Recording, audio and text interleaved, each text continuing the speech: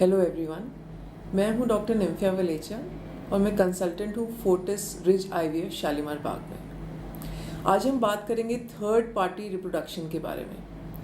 Third party reproduction, जैसे कि नाम में ही है, ये आईवीएफ में यूज़ होने वाली वो टेक्निक्स हैं जिसमें हम प्रेगनेंसी के लिए किसी तीसरे व्यक्ति की मदद लेते हैं। ये मदद हम 4 तरह से ले सकते हैं: sperm donation, egg donation, embryo donation या सरोगेसी। अब हम एक एक करके सबके बारे में विस्तार से बात करेंगे। सबसे पहले हम बात करेंगे स्पर्म डोनेशन के बारे में। स्पर्म डोनेशन की रिक्वायरमेंट उन महिलाओं को होती है जिनके हस्बैंड्स में या तो सीमेन में स्पर्म्स का काउंट बहुत कमज़ोर होता है या बिल्कुल नहीं होता। ऐसे पेशेंट्स में डोनेशन के अलावा टेस्ट ट्यूब बेबी के ज़रिए भी बच्चा हो सकता है, स्पेशली जिनमें जो स्पर्म्स कमज़ोर होते हैं या जिनमें स्पर्म्स एब्सेंट होते हैं। उनमें हम हस्बैंड्स में से सर्जिकली भी स्पर्म्स निकाल सकते हैं। पर जब ये टेक्निक्स फेल हो जाती हैं या कुछ ऐसे कपल्स होते हैं जो टेस्ट ट्यूब बेबी का इलाज अफोर्ड नहीं करते, वो स्पर्म डोनेशन की प्रक्रिया का इस्तेमाल कर सकते हैं। इसके अलावा अगर हस्बैंड में कोई ऐसी जेनेटिक डिजीज़ हों जो वो नहीं चाहते कि उनके बच्चों में जाएं, उनको भी स्पर्म डोनेशन का इस्तेमाल करना पड़ता है। एक और ऐसी सिचुएशन है जहाँ पे फीमेल्स के पास स्पर्म देने वाला पार्टनर नहीं है, यानी कि सिंगल मदर्स या सेम सेक्स कपल्स या लेस्बियंस, उन्हें भी प्रेगनेंसी के लिए सीमेन डोनेशन लेना पड़ता है। सीमेन डोनेशन हम कहाँ से लेते हैं? Semen donation ideally by the law हमें रजिस्टर्ड सीमेन बैंक से लेने होते हैं। हम किसी भी नॉन सीमेन डोनर का इस्तेमाल नहीं कर सकते, यानी कि आपका कोई फ्रेंड या आपका कोई फैमिली मेम्बर आपके लिए सीमेन नहीं दे सकता है। इन्हें आइडियली कमर्शियल सीमेन बैंक से ही लेना चाहिए। हमारे पास भी जो इन्फॉर्मेशन होती है सीमेन डोनर के बारे में, वो उनकी हाइट, उनका हेयर कलर, स्किन कलर, उनका ब्लड ग्रुप और उनका क्या स्टेचर है, ये इन्फॉर्मेशन हमारे पास होती है। और ये इन्फॉर्मेशन या ये रिक्वायरमेंट कपल भी हमें दे सकता है कि उनकी कोई भी फिजिकली मैचिंग रिक्वायरमेंट्स अगर सीमेन डोनर की हैं तो। उसके अलावा जो सीमेन बैंक है वो सीमेन डोनर्स को टेस्ट करता है, उनका हेल्थ चेकअप होता है, उनका ब्लड ग्रुप चेकअप होता है, और जितनी कम्युनिकेबल डिजीज़ेज़ हैं जैसे कि HIV, हेपेटाइटिस बी, क्लेमाइडिया, इसके अलावा थैलेसीमिया, इन सब के लिए सीमेन डोनर्स टेस्टेड होते हैं। सीमेन बैंक्स जो होते हैं उनकी डिटेल फैमिली हिस्ट्री और साइकोलॉजिकल हिस्ट्री भी मेंटेन करते हैं, इसलिए रजिस्टर्ड सीमेन बैंक से सीमेन सैंपल्स लेना सेफ होता है। दूसरा एस्पेक्ट है थर्ड पार्टी रिप्रोडक्शन का एग डोनेशन। एग डोनेशन यानी कि हम एग्स एक दूसरी महिला से लेते हैं IVF की प्रक्रिया के द्वारा, यानी कि जो महिला आपके लिए एग्स दे रही है उनका IVF किया जाता है और उनके जब एग्स रेडी हो जाते हैं तो हम एनेस्थीसिया के अंदर उनके एग्स निकाल लेते हैं। एग्स निकालने के बाद जिस कपल को वो महिला एग्स दे रही है, उनके हस्बैंड के स्पर्म्स के साथ उन एग्स को मिलाकर एम्ब्रियो बनाकर उस एम्ब्रियो को वाइफ के यूट्रस में ट्रांसफ़र कर दिया जाता है और प्रेग्नेंट वाइफ होती है। अब किन लोगों को एग डोनेशन की ज़रूरत होती है?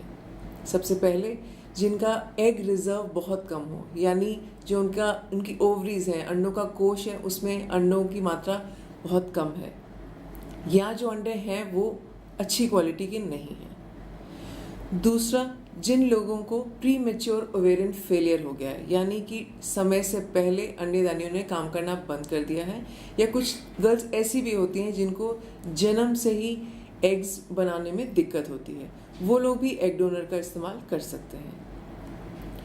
ऐसे भी कपल्स होते हैं जिनमें वाइफ्स का बहुत बार IVF हो चुका है अपने एग से और IVF फेल हो चुका है, या वो प्रेग्नेंट तो हो जाते हैं पर बार बार प्रेगनेंसीज का अबॉर्शन हो जाता है।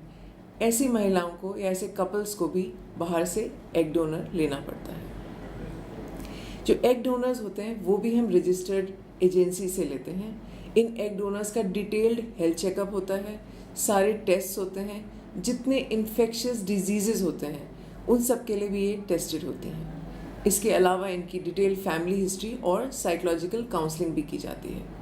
तीसरा और बहुत ही इम्पॉर्टेंट एस्पेक्ट है थर्ड पार्टी रिप्रोडक्शन का, वो है सरोगेसी। सरोगेसी यानी कि यूट्रस ऑन रेंट, जिसे आम भाषा में हम मानते हैं कि जब किसी भी कारणवश जो कपल है उसमें वाइफ प्रेगनेंसी कैरी नहीं कर सकती, तो हम एक तीसरी महिला का इस्तेमाल करते हैं, उनका गर्भ या उनका यूट्रस उधार लेते हैं प्रेग्नेंट होने के लिए और बच्चे को डिलीवर करने के लिए। अब इनकी रिक्वायरमेंट किन कपल्स को होती है?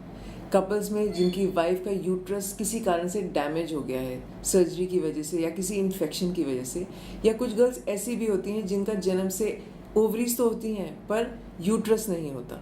इसके अलावा अगर ऐसी कोई सिचुएशन है जिसमें प्रेगनेंसी कैरी करने में जो मदर है या वाइफ है उनकी हेल्थ को बहुत डेंजर है, यानी कि कोई अनकंट्रोल्ड डायबिटीज़ है, अनकंट्रोल्ड ब्लड प्रेशर या ऐसी कोई हार्ट प्रॉब्लम है जिसमें वो 9 महीने प्रेगनेंसी कैरी नहीं कर सकती, वो लोग भी सरोगेट की हेल्प ले सकते हैं। ऐसे कपल्स होते हैं जिनके वाइफ्स के रिपीटेडली IVF या टेस्ट ट्यूब बेबी का इलाज फेल हो जाते हैं या प्रेगनेंसीज बार बार ख़राब हो जाती हैं, वो लोग भी सरोगेट का यूज़ कर सकते हैं। सरोगेसी में बहुत इम्पॉर्टेंट एस्पेक्ट है सरोगेट का बच्चे से रिलेशन और सरोगेट का लीगल एस्पेक्ट।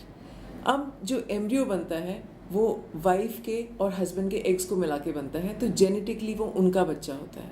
जो सरोगेट होती है उसका कोई जेनेटिक रिलेशन नहीं होता बच्चे से, किसी भी तरह की कोई रिजेम्बलेंस, फीचर्स या किसी भी तरह के नेचर सिमिलर होने का कोई भी स्कोप नहीं होता।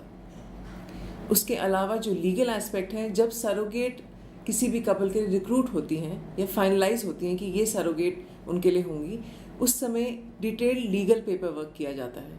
उस लीगल पेपर वर्क के दौरान एक लॉयर, एक नोटरी, जो क्लिनिशियन, कपल सब लोग मौजूद होते हैं, जिसमें सरोगेट क्लियरली ये इस दस्तावेज पे दस्तखत करती हैं कि बच्चा होने के बाद किसी भी तरह का कोई लीगल राइट उनका बच्चे पे नहीं रहेगा।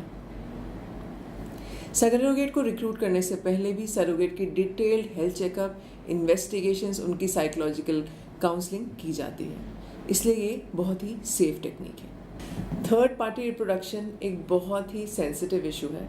इसे यूज़ करते समय या कपल को ऑफर करते समय इसके सोशल, रिलीजियस, मॉरल और एथिकल कंसर्न्स को हमें अपने मन में रखना चाहिए और इनसे होने वाले बच्चों पे, फ्यूचर पे क्या इम्पैक्ट पड़ेगा, ये काउंसलिंग भी हमें कपल्स की डिटेल में करनी चाहिए। पर फिर भी थर्ड पार्टी रिप्रोडक्शन एक ऐसी प्रक्रिया है जिन्होंने ऐसे बहुत सारे कपल्स को आज बच्चे दिए हैं जो अदरवाइज शायद इस खुशी से महरूम रह जाते हैं। इस प्रक्रिया से रिलेटेड कोई भी क्वेरीज हो तो आप हमारी वेबसाइट पे जा सकते हैं या नीचे हुए नंबर पे कांटेक्ट कर सकते हैं।